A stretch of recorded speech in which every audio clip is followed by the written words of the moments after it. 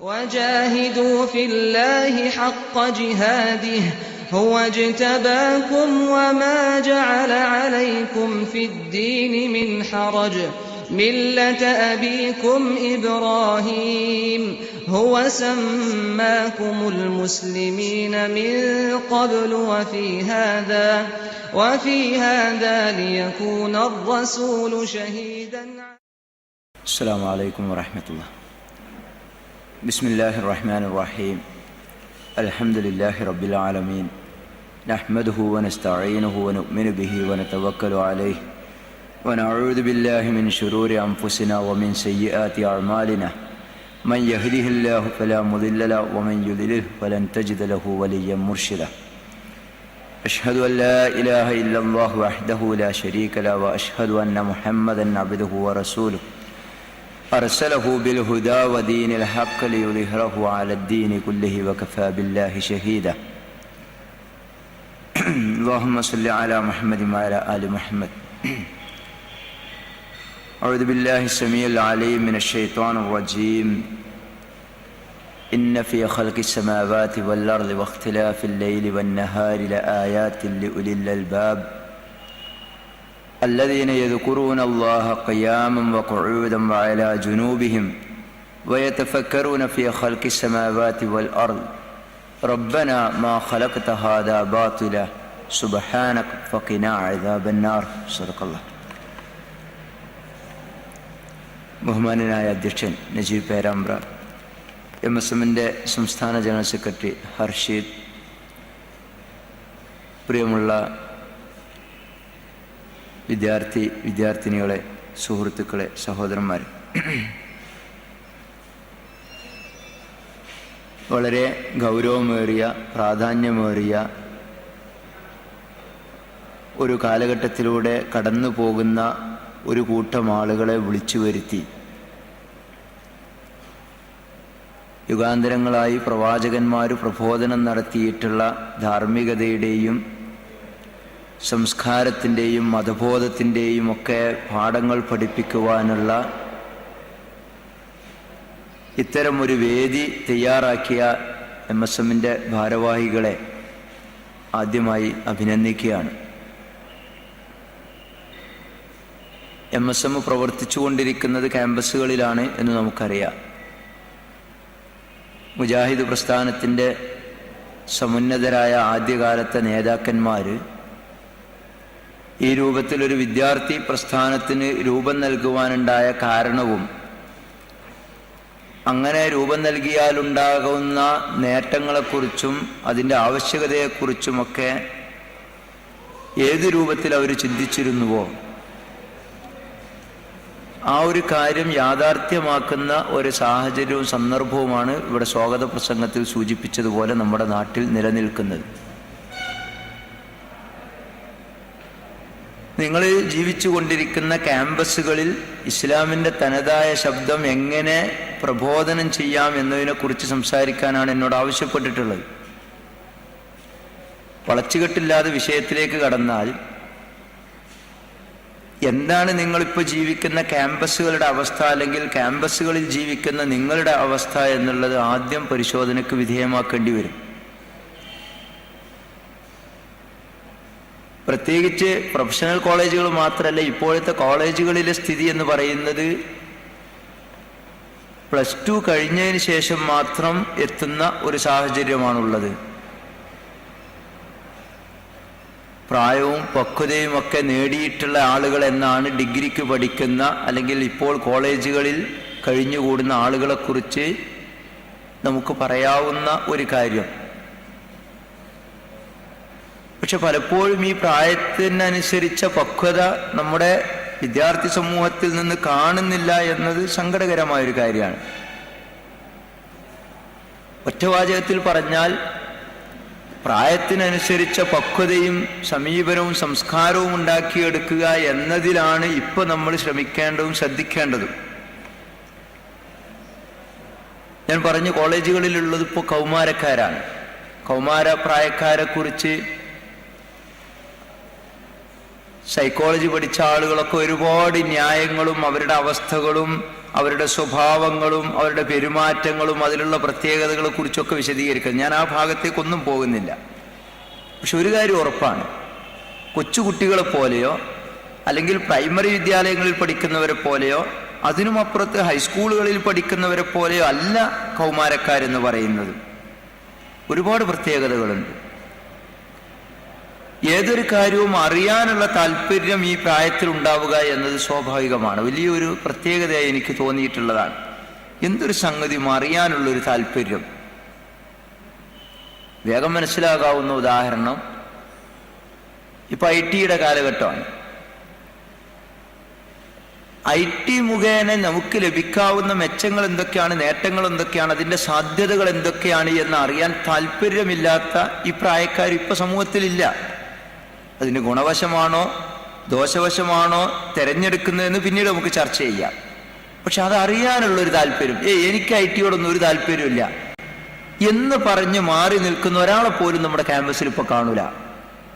അതറിയാനുള്ളൊരു താല്പര്യം അവർക്കുണ്ട്. ലഹരിയെക്കുറിച്ച് അറിയാനുള്ളൊരു താല്പര്യമുണ്ട്. നമ്മുടെ സമൂഹത്തിൽ എല്ലാവരും, ക്യാമ്പസുകളിൽ എല്ലാവരും ലഹരി ഉപയോഗിക്കുന്നവരാണ് എന്ന് ഞാൻ പറയുന്നില്ല. പക്ഷേ ഒരിക്കലെങ്കിലും അതെന്താണ് എന്നറിയാനുള്ളൊരു താല്പര്യം വെച്ച് പുലർത്തുന്നവരാണ് മഹാഭൂരിഭാഗവും കൗമാരക്കാർ. സെക്സിന്റെ അവസ്ഥ അങ്ങനെ തന്നെയാണ്. അബദ്ധത്തിൽ ചെന്ന് ചാടുന്നവരല്ല, മറിച്ച് ഇതെന്നറിയാൻ, എന്താണിത് എന്നറിയാനുള്ള ഒരു താല്പര്യം ഈ വിഷയത്തിലൊക്കെ കൗമാരക്കാരിൽ കൂടുതലാണ് എന്നാണ് മനസ്സിലാക്കാൻ സാധിച്ചിട്ടുള്ളത്. മറ്റൊരു പ്രത്യേകത, കൗതുകമുള്ളതിനോടൊക്കെയുള്ള ഒരു താല്പര്യം, സ്വന്തമാക്കാനുള്ള ഒരു താല്പര്യം. ഒരു ഇഷ്ടപ്പെട്ട, ഒന്നും വേണ്ട, വളരെ നിസ്സാരമായൊരു ഉദാഹരണം വരാം. ഒരു ഇഷ്ടപ്പെട്ട ഒരു പേന നമ്മൾ കണ്ടാൽ അത് സ്വന്തമാക്കാനുള്ള ഒരു താല്പര്യം. ഒരു ബാഗ് കണ്ടാൽ, അല്ലെങ്കിൽ ഒരു വാനിറ്റി ബാഗ്, അതല്ലെങ്കിൽ ഒരു പേഴ്സ് കണ്ടാൽ, അതല്ലെങ്കിൽ ഒരു മൊബൈൽ ഫോണ് നമ്മുടെ അടുക്കൽ ഉണ്ടാകാം. നമ്മുടെ ആവശ്യത്തിന് പറ്റിയ ഒരുപാട് സംഗതികൾ നമ്മുടെ കൈവശം ഉണ്ടാകാമെങ്കിലും അതിലുപരിയായി പുതുതൊന്ന് കാണുമ്പോൾ, കൗതുകകരമായ ഒന്ന് കാണുമ്പോൾ അത് സ്വന്തമാക്കാനുള്ള ഒരു താല്പര്യം. തമാശയായി പറഞ്ഞാൽ, ഇഷ്ടപ്പെട്ട ഒരു പെൺകുട്ടിയെ തന്നെ അല്ലെങ്കിൽ ഒരു ചെറുപ്പക്കാരനെ തന്നെ ഒരു കൗതുകം തോന്നിയാൽ അവനെ കൂട്ടുകാരനാക്കണം അല്ലെങ്കിൽ അവളെ കൂട്ടുകാരിയാക്കണം എന്നുള്ളൊരു താല്പര്യം, അതാർക്കും വിട്ടുകൊടുക്കുകയില്ല എന്നുള്ള ഒരു താല്പര്യം വെച്ച് പുലർത്തുന്ന ഒരു പ്രായം, അതാണ് കൗമാരപ്രായം എന്ന് പറയുന്നത്. പിന്നെ ഒരു പ്രത്യേകതയുള്ളത്, റിസ്ക് എടുക്കാൻ തയ്യാറുള്ള ഒരു കാലഘട്ടമാണിത് എന്നാണ്. കൊച്ചുകുട്ടികളെ പോലെയല്ല.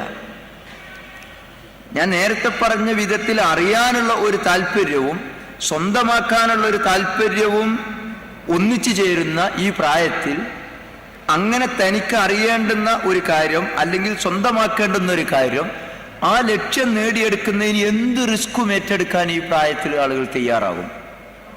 നിങ്ങളിത് എത്രത്തോളം അംഗീകരിക്കും എന്ന് എനിക്കറിഞ്ഞൂടാ. പക്ഷേ നമ്മുടെ സമൂഹത്തിൽ നടക്കുന്നത് അതാണ്.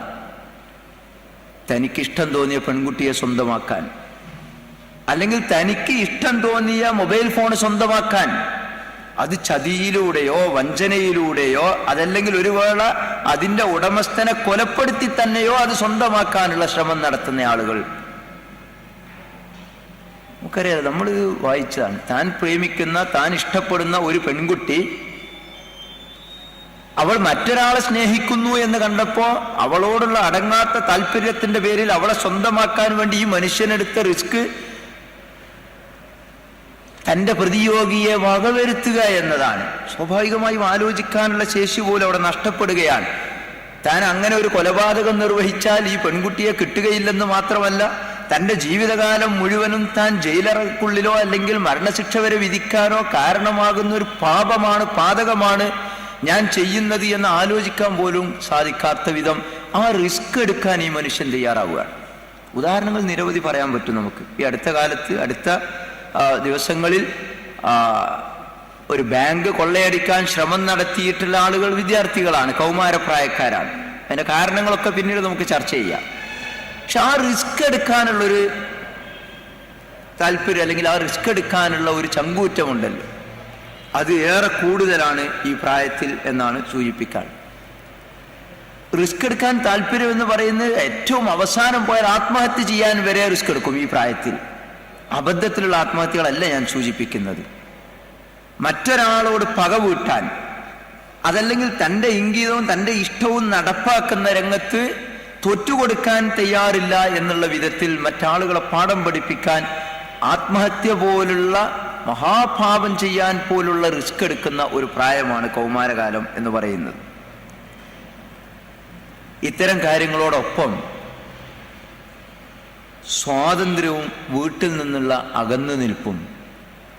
നമ്മളൊരു ദഅവത്ത്, ക്യാമ്പസുകളിൽ നിങ്ങൾ ദഅവത്ത് നടത്തണം, അത് ഇങ്ങനെയൊക്കെ ആയിരിക്കണം എന്ന് പറയുമ്പോൾ അതിനു മുമ്പ് അതിൻ്റെ സാഹചര്യവും അവിടെയുള്ള ആളുകൾ ആരെയൊന്നും പഠിക്കാത്തത് കഴിയില്ല. ഞാൻ സൂചിപ്പിച്ചു, ഡിഗ്രിക്ക് പഠിക്കുന്ന ആളുകളാണ് +2 കഴിഞ്ഞതിന് ശേഷമാണ് ഇപ്പൊ ക്യാമ്പസുകളിൽ എത്തുന്നത്. ഈ ക്യാമ്പസുകളിൽ എത്തിച്ചേരുന്ന ആളുകൾ മിക്കവാറും അവനവന്റെ നാട്ടിലല്ല, പട്ടണങ്ങളിലാണ്, അതല്ലെങ്കിൽ വിദൂര പട്ടണങ്ങളിലാണ്. സ്വാഭാവികമായും മാതാപിതാക്കളുടെയോ അറിയുന്നവരുടെയോ ബന്ധപ്പെട്ട ഗുരുനാഥന്മാരുടെയോ ശ്രദ്ധയിൽ നിന്ന് അകലെയാണ് ഈ കുട്ടികൾ. അതുകൊണ്ടുണ്ടാകാവുന്ന ഒരുപാട് പ്രശ്നങ്ങൾ. സ്വാതന്ത്ര്യം കിട്ടുകയാണ്, എവിടെ പോയാലും ചോദിക്കാനും പറയാനാളില്ല. ഹോസ്റ്റലിലായിരിക്കും, അതല്ലെങ്കിൽ ദൂരെയുള്ള കലാലയത്തിലായിരിക്കും. രാവിലെ ബസ് കയറി പോകുന്നു, വളരെ വൈകിട്ട് വീട്ടിൽ തിരിച്ചെത്തുന്നു. ഇതിനിടയ്ക്ക് കിട്ടുന്ന ഇത്രയും സമയം ഈ കുട്ടി എവിടെ ഉപയോഗിക്കുന്നു എന്നതിനെക്കുറിച്ച് കൃത്യമായ നിയന്ത്രണം പാലിക്കുവാൻ മാതാപിതാക്കൾക്കോ സമൂഹത്തിനോ സാധിക്കാത്തൊരു സാഹചര്യം. ഇനി ഇതെല്ലാം കൂടെ ഒന്ന് കൂട്ടി വായിച്ചു നോക്കുക നിങ്ങൾ. അത്തരം ഒരു ഇനിയുള്ളൊരു പ്രശ്നം ഇത്തരം ഒരാൾ സമൂഹത്തിൽ ജീവിക്കുന്നു എന്നതല്ല, ഇത്തരത്തിലുള്ള ഒരാളുകളുടെ കൂട്ടായ്മ ഉണ്ടായാലോ, അറിയാൻ താല്പര്യമുള്ള, ഇഷ്ടപ്പെട്ടത് എന്തും സ്വന്തമാക്കാൻ താല്പര്യമുള്ള, അതിനുവേണ്ടി എന്ത് റിസ്ക്കും എടുക്കാൻ തയ്യാറാകുന്ന, സ്വാതന്ത്ര്യമുള്ള, ഒഴിവു സമയമുള്ള, വീട്ടിൽ നിന്ന് അകന്നു നിൽക്കുന്ന ഒരു കൂട്ടം ആളുകളുടെ ഒരു കൂട്ടായ്മയിൽ അല്ലെങ്കിൽ ഒരു ഒത്തുചേരലിൽ എന്തെല്ലാം നടക്കും നമ്മുടെ സമൂഹത്തിൽ. അതേ ഇപ്പം നടക്കുന്നുള്ളൂ.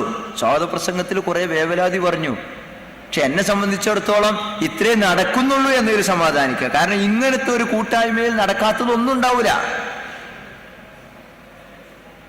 ഞാൻ നേരത്തെ സൂചിപ്പിച്ച ഉദാഹരണം നോക്കൂ. നിങ്ങൾ അറിയാൻ താല്പര്യമുള്ള ഒരു പെൺകുട്ടിയും അറിയാൻ താല്പര്യമുള്ള ഒരാൺകുട്ടിയും രണ്ടുപേരും തീരുമാനിച്ചാൽ എന്താണ് അവർക്ക് അറിയാൻ സാധിക്കാത്തത്? റിസ്ക്